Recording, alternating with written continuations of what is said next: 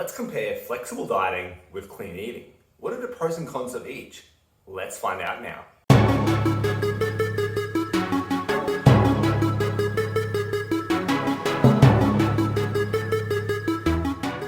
Hi, I'm Alexa, sports dietitian, nutrition coach. Welcome again to one of my videos. Thank you again for clicking and watching. But before we get into today's topic, remember, subscribe and also ring that bell so you can stay in the loop and up to date whenever I release a video. Flexible dieting and clean eating are two very popular strategies or diets, so to speak, in the athlete world. But in many ways, their ideologies go against each other. And at its core, they're very different ways of kind of approaching nutrition. I personally use a flexible nutrition approach. And truthfully, I'm not a fan of the whole classic clean eating kind of regimen or clean eating strategy, nor do I really recommend it to my clients. But for the sake of transparency and to give you a good perspective for both, today I'm going to share the pros and cons of each one, all from the perspective of an experienced sports dietitian. So without further ado, let's get into it. First, we'll start with flexible dieting. But let's define it. What is flexible dieting? Just in case it's something that you just heard about today. Bro, what are you talking about, man? So flexible dieting is an approach to nutrition where essentially it's about all foods being able to fit your nutrition, okay? You're able to eat all foods as long as you have the right strategy in place to get to a certain goal without compromising your health. At least that's the way that I approach it. Essentially a combination of strategy and food freedom in one for the athlete who wants sustainable long-term success with their nutrition. So then what is clean eating? Well, basically clean eating is a dieting regimen where essentially it tells you you can only eat a certain amount of foods, okay? You can only eat foods that are deemed clean, and obviously that can vary from person to person. I've seen clean being used for a whole bunch of different things, GMOs and just, low carb and all this sort of stuff. Like, there's no set definition, which is one of my issues with it. But usually it typically means, you're allowed to eat your whole foods, but you have to avoid those typical fun foods. Essentially, you can't eat anything that is deemed, unhealthy. So just to use an example on top of my head, you can eat like meats and veggies and all this sort of stuff, but you can't eat donuts, pizza, cookies, and that sort of stuff. Just to give you an example. So now that we know the basic definitions of those two diets or approaches or strategies, whatever you want to call them, now let's actually get into the pros and cons of each. So then you can get a perspective, you can make a more informed decision around what diet maybe suits you more effectively. We'll start with the pros of flexible dieting. The first pro is that there is no unnecessary restrictions of food, aka all foods fit. The reason this is a pro is because naturally as humans, food is not just there to fuel us. There's a social aspect, there's an emotional aspect, there's an enjoyment factor. There's all these things there that we shouldn't have to miss out on just because the diet is saying that we have to be strict. Now, of course, if you're someone that only eats a certain food and that falls upon being that food that you eat, then that's fine, I guess. You don't have to worry about, all foods fitting if you don't want to eat the other foods. But most of the times, we as humans, we're athletes, we want to eat more different varieties of foods, and something that allows us to do that is obviously going to be more sustainable, more enjoyable, and actually better for our physical and mental health because of that reason. The second reason, and kind of ties in with the first one, is it reduces the guilt around food. So flexible dieting and the freedom that it kind of promotes, the food flexibility, so to speak, it really makes it easier for us because of that factor. When you feel less guilty, you're able to control things a lot more. When you feel less guilty, your mental health is better around food and just generally as well. And when you feel less guilty, you're less likely to fall off track from a diet, which happens so many times because people feel guilty because they're eating, very strictly, and they fall off track a little bit and then they just kind of have a blowout because of that guilt. The third thing is that flexible dieting promotes what I call lifestyle compatibility. Basically, when your diet and your lifestyle meshes together into something that can be sustainable long term.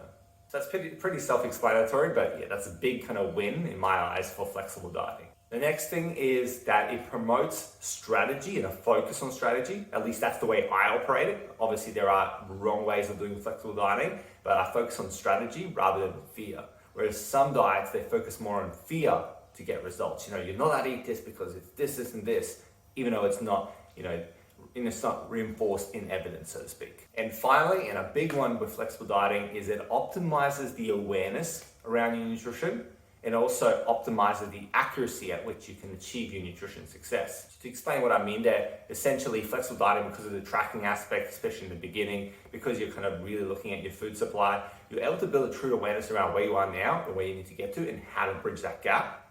But at the same time, you're also being a lot more accurate. You can maintain a good caloric control. You can maintain the adequate amount of protein while playing around with your fats and carbs and things like this, just to give you a very basic example from an athlete point of view.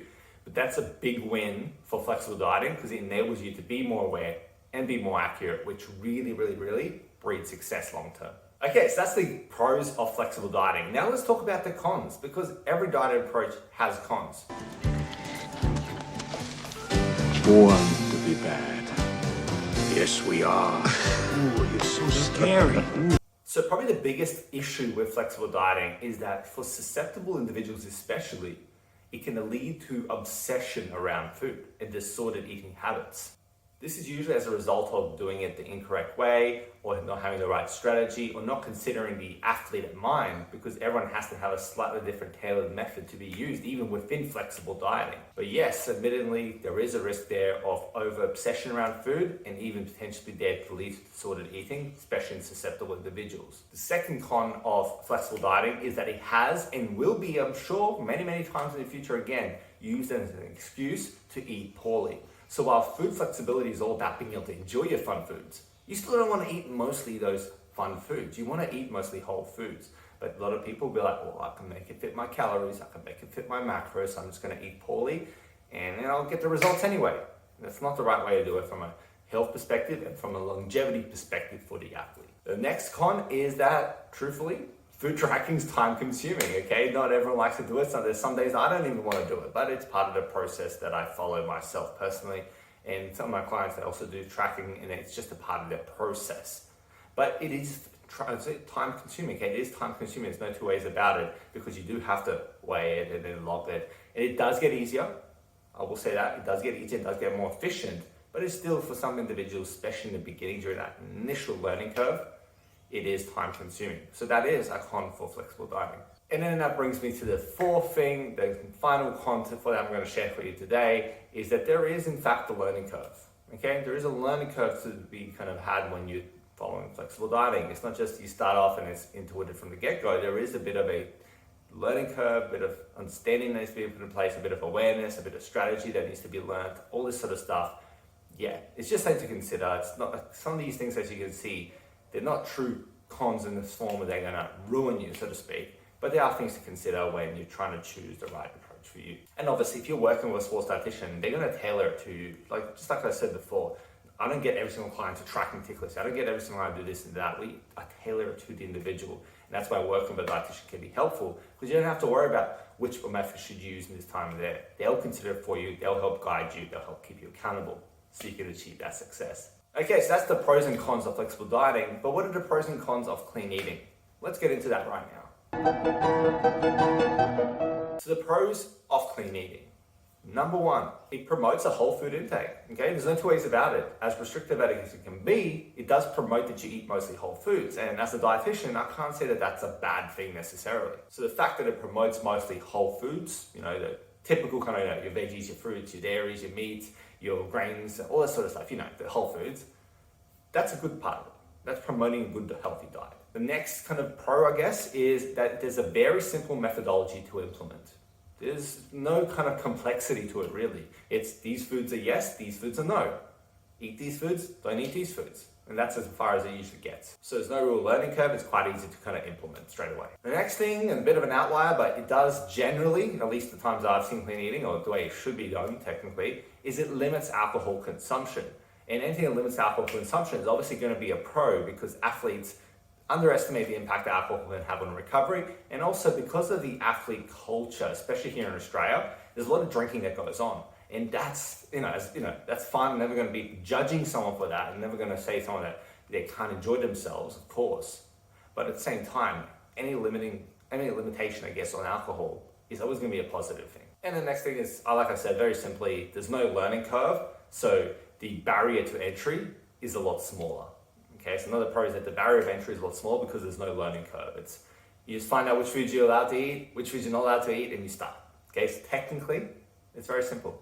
Okay, so now let's get into the cons of clean eating. The first thing is that itself also can lead to disordered eating. And in some ways, you could argue that it can cause disordered eating to a greater extent than something like flexible dieting, depending on the individual, of course. Because of the heavy level of restriction and, black and white, yes or no kind of thinking when it comes to the food, it can lead to a lot of disordered eating in terms of creating true fear around certain foods. And then the second thing, and it ties in with the first one, is it creates a poor food relationship, potentially. Okay, like I said, all these things depending on the individual. But I have seen time and time again how clean eating and very strict eating like that leads to a poor food relationship. And there's a client right on top of my head right now that I'm thinking about who I had to help repair that poor food relationship because of a previous experience with a coach where they were very strict with their eating, and then now we have to transition to flexible eating, which they loved a lot more. The next thing is it promotes food fear. There's no two ways about it. And I guess this links it against the second and the first point as well, but it does promote food fear to some extent because it's saying that these foods are bad, these foods are good, and that's not the way that I operate. I don't look at foods as good and bad. I look at food as food. Some you got to eat more of, some you got to eat less of, but there has to be a strategy in place. Another con is that it's unsustainable long term, typically. Because, like I said before, I'll keep repeating it again. We as humans don't just go, oh, we're going to eat very clean. It's very much just fuel for us, and we just go that way. Some people do, but the vast majority of athletes don't. They just don't. We want to be able to enjoy variety, and we want to be able to socialize with friends. We want to be able to go to parties. We want to be able to go have takeaway. When we're traveling, we want to be able to eat the different cuisines. And if we're not allowed to eat it, then that does pose a problem. And that problem, quite simply, is that we go, stuff it, I don't want to follow this anymore, and then therefore it's not sustainable because you break off it. And your results are only going to be as good as how long you can sustain your strategy. Hence why I always say, make your lifestyle compatible, create a new lifestyle for you. Another con is that it can lead to episodes of binge eating, and I've seen this time and time again. Very, very strict. You crave a certain food, you have a little bit of it because we're human, and then you go, well, I've ruined it now, or it creates that really deep kind of craving for that food, and then you binge. And then that's a cycle again. So then you end up being, I'm clean until I'm very much binging. And then that's not the cycle that you want to be in because there's no control there. And also that will offset your calories if you're focusing on calories. They'll offset your strategy. And it's just not good a food mindset to have. It's just not. And then finally, the final kind of con of clean eating is simply that it's not necessary. So I guess it's kind of like not a clear con, so to speak, but it's something that really has to be mentioned. That clean eating, being that strict with your nutrition, is not really necessary. So because you're probably restricting foods that you love, I consider that a con because if it's unnecessary and you're restricting, well... And I have no respect for those with no respect for logic. You see what I mean? Okay, it's a bit of a futile effort when you could just be doing something more flexible and still get the same results and still be fine. So because it's unnecessary, it's something to consider there. So there you go. Now you know what are the pros and cons of flexible dieting and clean eating, so you can make a better, more informed decision on what's more suitable for you. I personally use a flexible nutrition approach for myself and for most of my clients, unless there is a very specific clinical reason that I'm going to be using something like clean eating, something very, very strict, or if it goes along with some kind of athlete's preference. But for the vast majority of the time, I'm using a flexible dieting approach, and that doesn't mean that every single client that walks through my door is counting calories meticulously. Flexible dieting approach, when it comes to myself, it comes to the mindset around it as well, and the overall kind of approach that you're using. Not so much the act of food tracking. So I just want to kind of clarify that because people tend to just associate flexible dieting with being very, very strict with your calories, and that's not always simply the case. So for most athletes, using what I call strategic flexibility is a way to create results, sustain them, while enjoying life at the same time. Okay, so now what I want you to do is comment below, okay? Drop a comment below and let me know, what are you currently working on with your nutrition? And of course, as always, if you want me to help you implement a flexible approach to your nutrition, design a plan that's customized for you to help get your results, help you regain that competitive edge, let me know, okay? In the comments below, let me know that you're interested, or you can simply go into the description, and in the description, you'll find my email. You send me an email and just tell me what you're currently struggling with, what you're trying to achieve. But if you're like, I'm ready to rumble, okay? I'm ready to go. I just want to learn how you can help me, Alexa. Well, then there is an application in the description notes below as well. So in the description notes, check it out, the application. If you're the right fit, we'll go from there. But if you're interested, just let me know and we'll have that chat. If you haven't already done so, of course, subscribe to this channel so you can stay up to date with every time that I drop a video, which is pretty much every week. Like this video if you found it helpful. Stay classy. I'll see you next time. Have a good one.